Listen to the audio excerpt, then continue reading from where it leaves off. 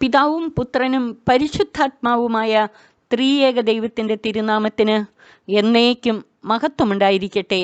ആമേൻ.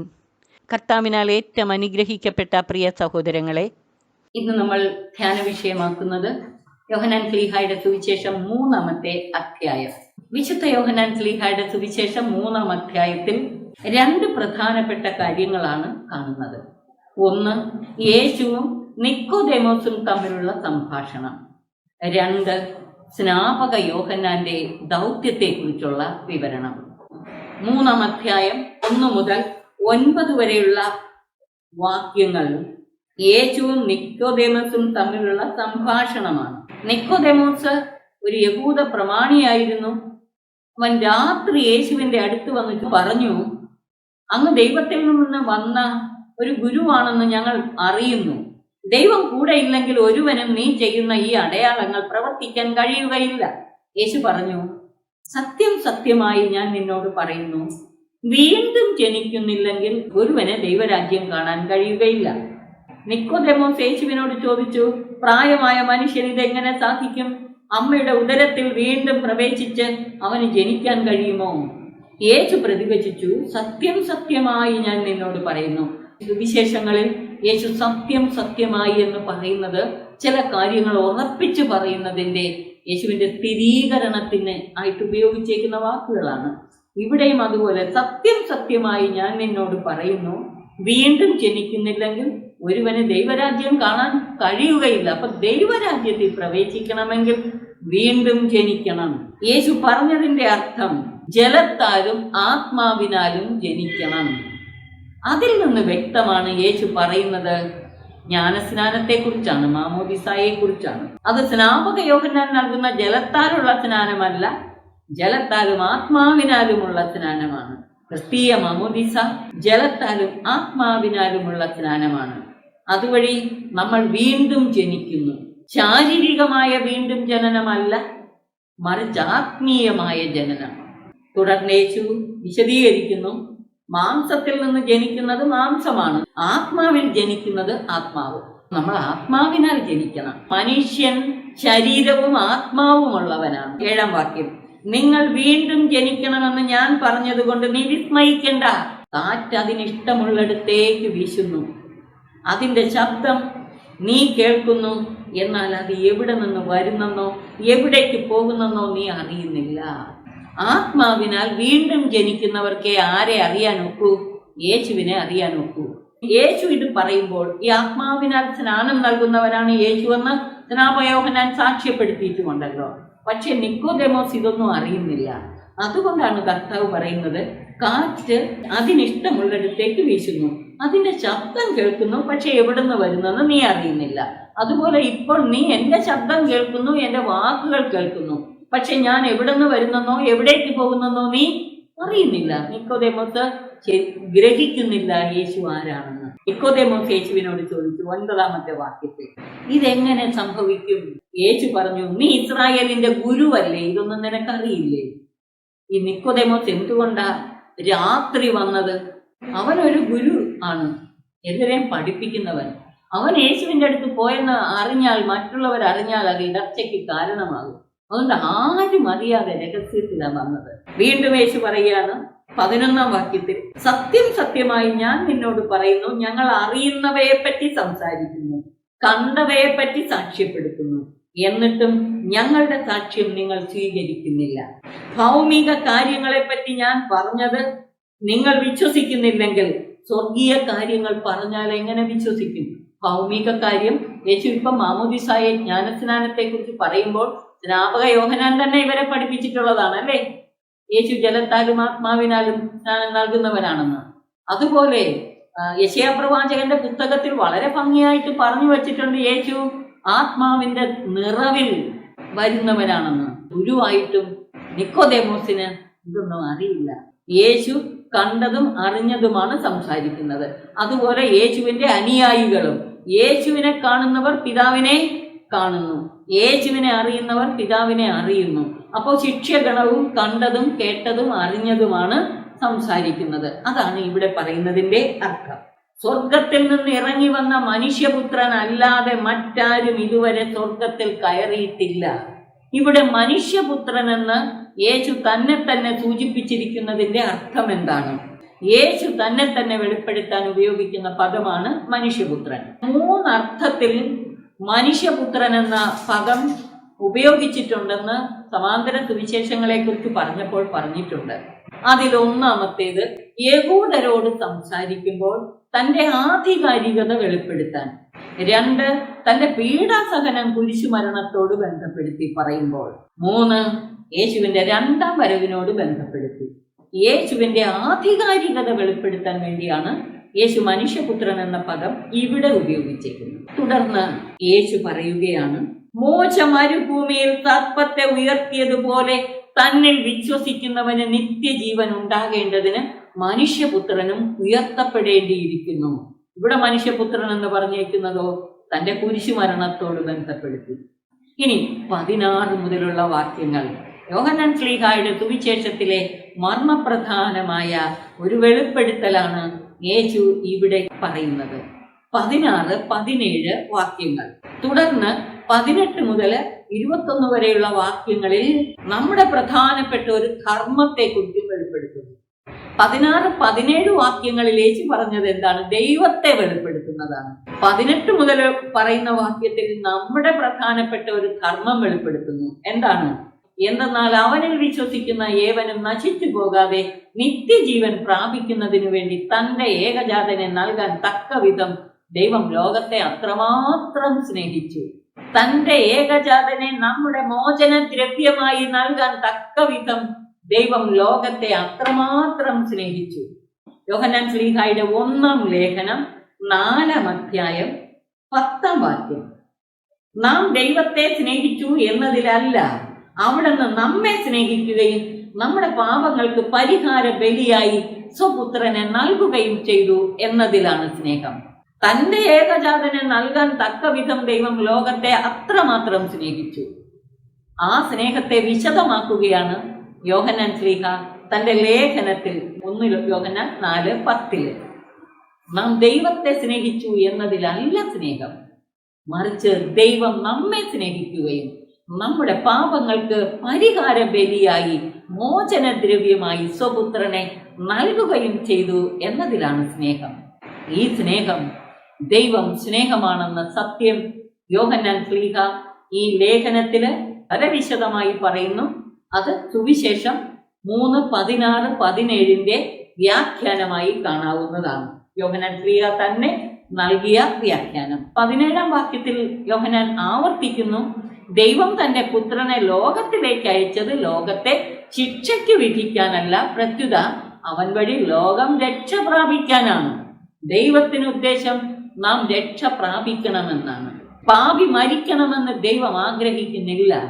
അനുതപിച്ച് ദൈവത്തിലേക്ക് തിരിഞ്ഞ് വിശ്വസിച്ച് രക്ഷയുടെ അനുഭവത്തിലേക്ക് വളരണമെന്നേ ദൈവം ആഗ്രഹിക്കുന്നുള്ളൂ.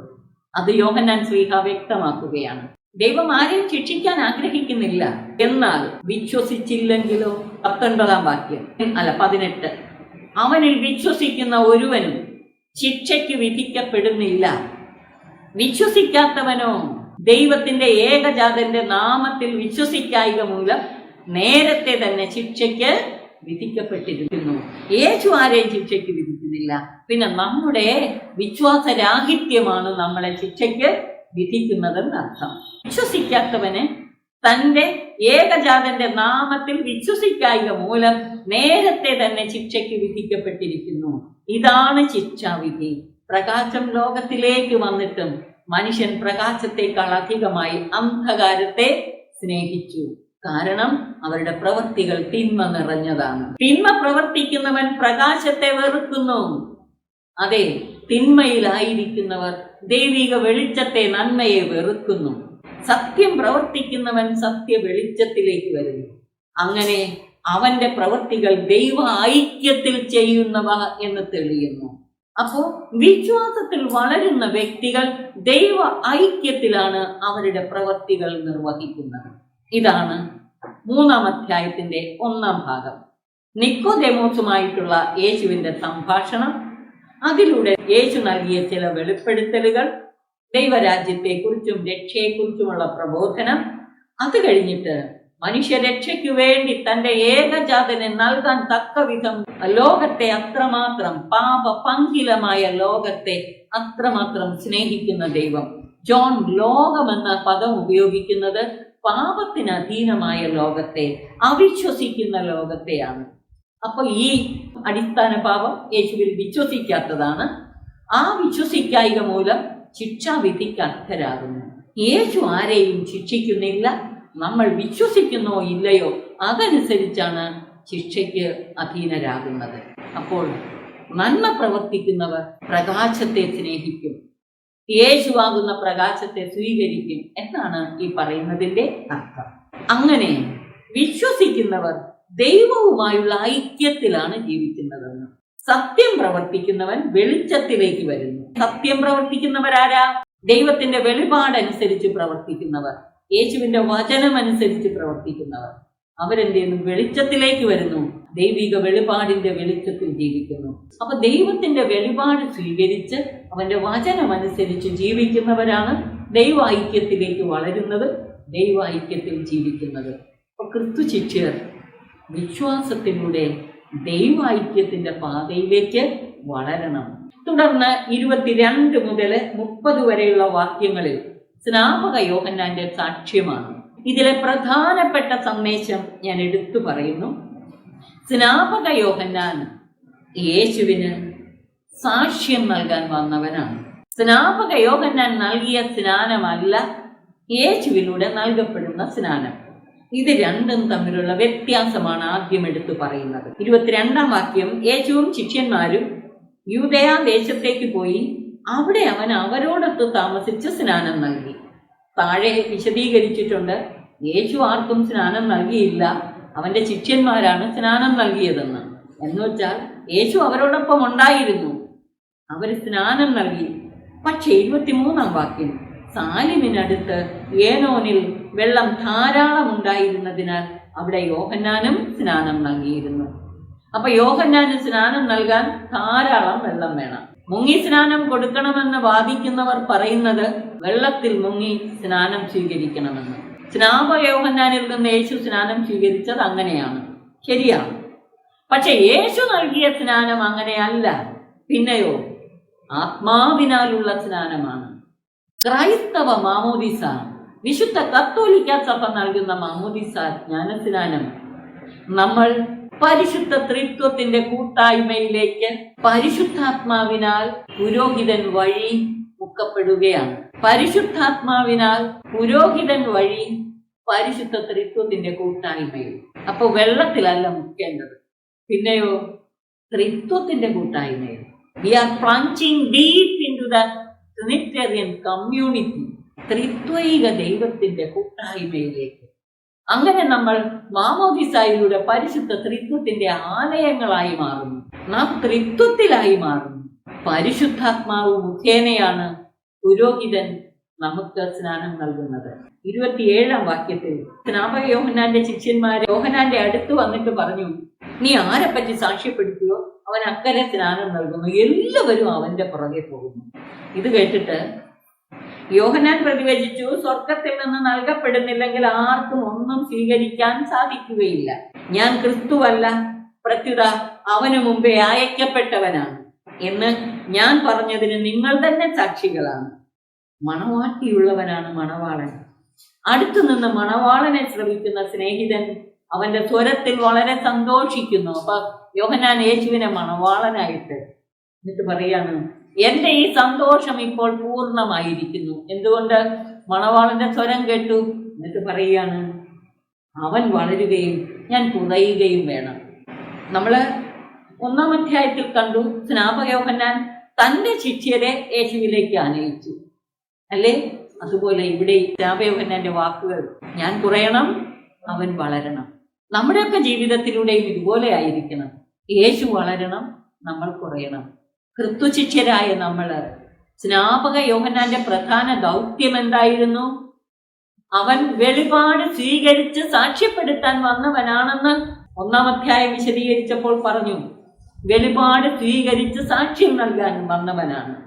ഈ സാക്ഷ്യം ക്രിസ്തു ശിഷ്യർ ഇതുപോലെ വെളിപാട് സ്വീകരിച്ച്, യേശുവിലൂടെയുള്ള ദൈവിക വെളിപാട് സ്വീകരിച്ച് യേശുവിന് സാക്ഷ്യം നൽകിക്കൊണ്ട് മറ്റുള്ളവരെ യേശുവിലേക്ക് ആനയിക്കണം. നമ്മൾ കുറയണം, യേശു വളരണം, സകലരും യേശുവിൽ എത്തിച്ചേരണം. 31 മുതൽ 36 വരെയുള്ള വാക്യങ്ങളിൽ പ്രധാനപ്പെട്ട 1-2 കാര്യങ്ങൾ. ഉന്നതത്തിൽ നിന്ന് വരുന്നവൻ എല്ലാവർക്കും ഉപരിയാണ്. യേശു നിക്കോദേമോസിനോട് പറഞ്ഞതിന്റെ കൺക്ലൂഷനായിട്ട് വരികയാണ്. ഭൂമിയിൽ നിന്നുള്ളവൻ ഭൂമിയുടേതാണ്. അവൻ ഭൗമിക കാര്യങ്ങൾ സംസാരിക്കുകയും ചെയ്യുന്നു. സ്വർഗത്തിൽ നിന്ന് വരുന്നവൻ എല്ലാവർക്കും ഉപരിയാണ്. അവൻ കാണുകയും കേൾക്കുകയും ചെയ്തതിനെ പറ്റി സാക്ഷ്യപ്പെടുത്തുന്നു. ഇത് നേരത്തെ നമ്മൾ കണ്ടതാണ്. യേശു തന്നെ പറഞ്ഞു, ഞാൻ കണ്ടതിനെ കുറിച്ചും കേട്ടതിനെ കുറിച്ചും സാക്ഷ്യപ്പെടുത്തുന്നു. അതിന്റെ ആവർത്തനം തന്നെയാണ്, ഉറപ്പിച്ചു പറയുന്നു. അവന്റെ സാക്ഷ്യം സ്വീകരിക്കുന്നവൻ, 33-ാമത്തെ വാക്യം, അവന്റെ സാക്ഷ്യം സ്വീകരിക്കുന്നവൻ ദൈവം സത്യവാനാണ് എന്നതിന് മുദ്ര വയ്ക്കുന്നു. യേശു പറയാണ്, അവൻ കാണുകയും കേൾക്കുകയും ചെയ്തതിനെ കുറിച്ച് പറഞ്ഞിട്ടും ആരും അവന്റെ സാക്ഷ്യം കേൾക്കുന്നില്ല. അവന്റെ സാക്ഷ്യം കേൾക്കുന്നവൻ ദൈവം സത്യവാനാണ് എന്നതിന് മുദ്ര വയ്ക്കുന്നു. യേശുവിന്റെ സാക്ഷ്യം സ്വീകരിക്കുന്നവർ ദൈവം സത്യവാനാണെന്ന് ഉറപ്പിച്ചു പറയുന്നു. ദൈവം അയച്ചവൻ ദൈവത്തിന്റെ വാക്കുകൾ സംസാരിക്കുന്നു. ദൈവം അളന്നല്ല ആത്മാവിനെ കൊടുക്കുന്നത്. വിശ്വസിക്കുന്നവരുടെ മേൽ ദൈവം നൽകുന്ന ആത്മാവ് സത്യത്തെ അറിയാൻ സഹായിക്കും. 35-ാം വാക്യം, പിതാവ് പുത്രനെ സ്നേഹിക്കുന്നു, എല്ലാം അവന്റെ കൈകളിൽ ഏൽപ്പിക്കുകയും ചെയ്തിരിക്കുന്നു. പുത്രനിൽ വിശ്വസിക്കുന്നവന് നിത്യജീവൻ ലഭിക്കുന്നു. എന്നാൽ പുത്രനെ അനുസരിക്കാത്തവൻ ജീവൻ ദർശിക്കുകയില്ല, ദൈവകോപം അവന്റെ മേലുണ്ട്. 18 മുതൽ 21 വരെയുള്ള വാക്യം പറഞ്ഞപ്പോഴും ഇത് തന്നെ പറഞ്ഞു. വിശ്വസിക്കായിക മൂലം ശിക്ഷയ്ക്ക് വിധിക്കപ്പെടുന്നു. ദൈവകോപം അവന്റെ മേൽ ഉണ്ടായിരിക്കും. അതേസമയം വിശ്വസിക്കുന്നവരുടെ മേൽ അളവില്ലാതെ ദൈവം ആത്മാവിനെ നൽകും. അവർ സ്വർഗീയ കാര്യങ്ങൾ ഗ്രഹിക്കും. ദൈവം സത്യവാനാണെന്ന് ഏറ്റു പറയും. ക്രിസ്തുവിന്റെ സാക്ഷികളായി തീരാൻ ഈ തിരുവചന ഭാഗം നമ്മെ ആഹ്വാനം ചെയ്യുന്നു. നമ്മുടെ ജീവിതം ശിഷ്യത്വത്തിന്റെ പൂർണ്ണതയിലേക്ക് വളരുമ്പോൾ ഇപ്രകാരം ദൈവിക വെളിപാട് സ്വീകരിച്ച് യേശുവിൽ വിശ്വസിക്കുമ്പോൾ ദൈവാത്മ ചൈതന്യത്താൽ നിറയും നമ്മുടെ പ്രവൃത്തികൾ ദൈവ ഐക്യത്തിൽ ചെയ്യുന്നവയായി മാറും. അങ്ങനെ നമ്മുടെ ജീവിതത്തിലൂടെ ദൈവം മഹത്വപ്പെടും. ഈ ഒരു ജീവിത ശൈലി സ്വീകരിക്കാൻ നമുക്ക് പരിശ്രമിക്കാം. ദൈവം നമ്മെ അനുഗ്രഹിച്ച് ആശീർവദിക്കട്ടെ. ആമേൻ.